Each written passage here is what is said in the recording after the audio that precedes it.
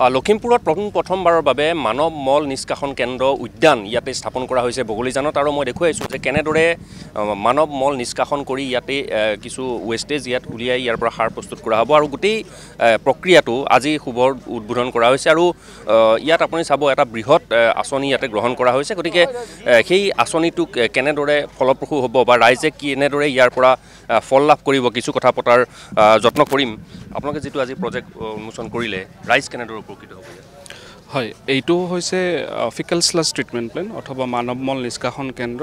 আৰু আমি এইখন অনাময় উদ্যান হিচাপে গঠন কৰিছোঁ এইখন আমি এজ এ পাৰ্ক মেইনটেইন কৰিম এই প্ৰকল্পটি ইয়াৰ মূল উদ্দেশ্য হৈছে আমাৰ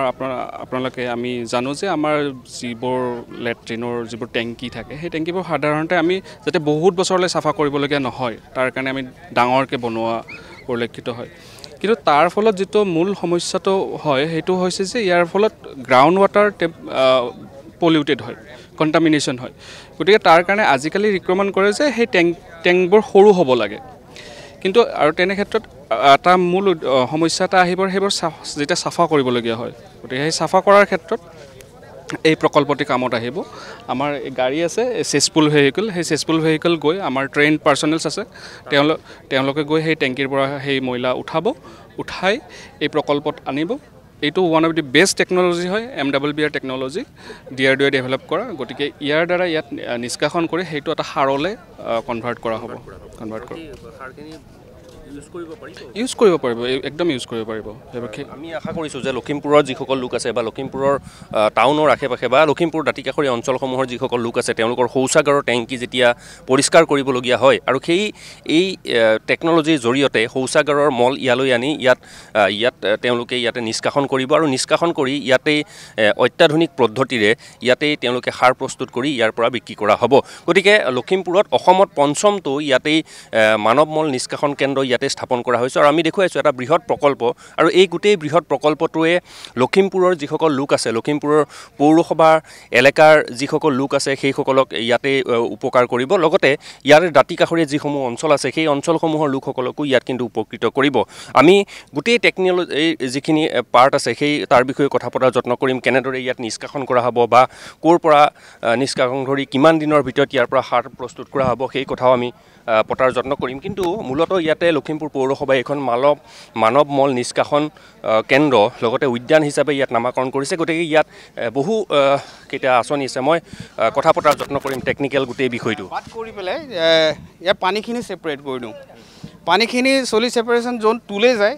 তুলে যোৱাৰ পিছত আপুনি ইয়াৰ যিখিনি পানী আছে ইয়াৰ পানীখিনি আমি আগলৈ লৈ গৈ থাকোঁ আগত আৰু কিছুমান টেংক দেখিব আপোনালোকে আৰু ইয়াত যিখিনি চলি থাকি যায় সেইখিনিক আমি বাৰে বাৰে ঘূৰাই থাকোঁ যেনেকৈ আমি দৈত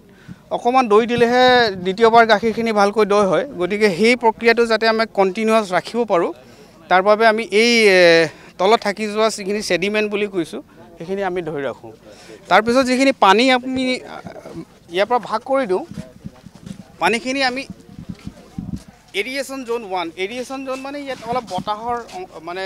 ইয়াত অক্সিজেনৰ যোগ কৰিব লগা হয় অক্সিজেন যেতিয়া দিওঁ আমি ইয়াৰ যিটো জৈৱিক প্ৰক্ৰিয়া সেইটোক মানে ত্বৰান্বিত কৰিব পাৰোঁ সেই এৰিয়েশ্যন জ'ন 1ত সেই কামখিনি কৰা হয় আৰু তাত যিখিনি মানে ফাৰ্ডাৰ চলি থাকি যায় সেইখিনিক যাতে আমি বেছিকৈ ৰাখি ল'ব পাৰোঁ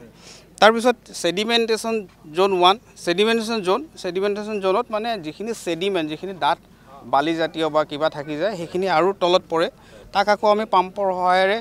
আমাৰ স্লাছ ড্ৰাইং বেড আছে তালৈ পঠাই দিওঁ নহ'লে আমি আকৌ প্ৰচেছত ঘূৰাই লওঁ আৰু যিখিনি পানী আছে পানীখিনিক আমি ফিল্টাৰ ফিড টেংক বুলি এটা টেংক আছে তাত পানীখিনি ধৰোঁ তাৰপিছত এটা ফিল্টাৰ প্ৰচেছেৰে তাক ফিল্টাৰ কৰি একেবাৰে আমি আৰু এটা আমাৰ পলিচিং পণ্ড বুলি আছে তাত পলিচিং পণ্ডত আপোনালোকে সেইফালে চালে গম পাব সেই পলিচিং পণ্ডত মানে ফাৰ্ডাৰ পলিচ কৰা হয় তাক একেবাৰে যিখিনি তাত আৰু চলি থাকে সেইখিনিক যাতে আমি বতাহৰ লগত লগাই দিব পাৰোঁ আৰু তাত একেবাৰে পানীখিনি আমি তাত ধৰি ৰাখোঁ পানীখিনিক আকৌ আমি ঘূৰাই আনি ইয়াত ট্ৰিটেড ৱাটাৰ টেংক বুলি এটা টেংক আছে য'ত ট্ৰিটেড পানীখিনি আমি ধৰোঁ ট্ৰিটেড ৱাটাৰখিনি আমি এই যিখিনি আপোনালোকে ইয়াতে উদ্যান দেখিছে উদ্যানখনত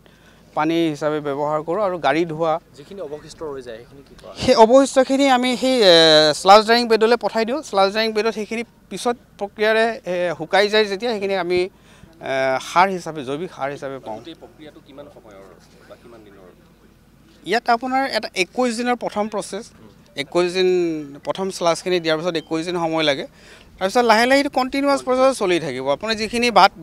বেলেগ বেলেগ কৰিব লাগে সেইখিনি তেনেকৈ হৈ থাকে। সেইটো এটা অট'মেটিক। আৰু এয়া হৈছে গোটেই প্ৰক্ৰিয়াটোৰ যিটো মূল অংশ, যে টেকন'লজিৰ যিটো পাৰ্ট আছিলে, যে ইয়াত মলখিনি আহি ইয়াত পৰিব, ইয়াৰ পৰা ফিল্টাৰ হৈ ইয়াৰ পৰা আহি তাৰ পৰা যিখিনি ৱেষ্টেজ ওলাব সেইখিনি ভাগ কৰি ইয়াতেই সাৰ প্ৰস্তুত কৰা হ'ব। আৰু আশা কৰা হৈছে যে লখিমপুৰ পৌৰসভাই যি ব্যৱস্থা গ্ৰহণ কৰিছে যে ইয়াতে মানৱ মল নিষ্কাশন কেন্দ্ৰ, সেই নিষ্কাশন কেন্দ্ৰটোৱে লখিমপুৰৰ লগতে দাঁতিকাষৰীয়া অঞ্চলৰ যিসকল লোক আছে তেওঁলোককো উপকৃত কৰিব।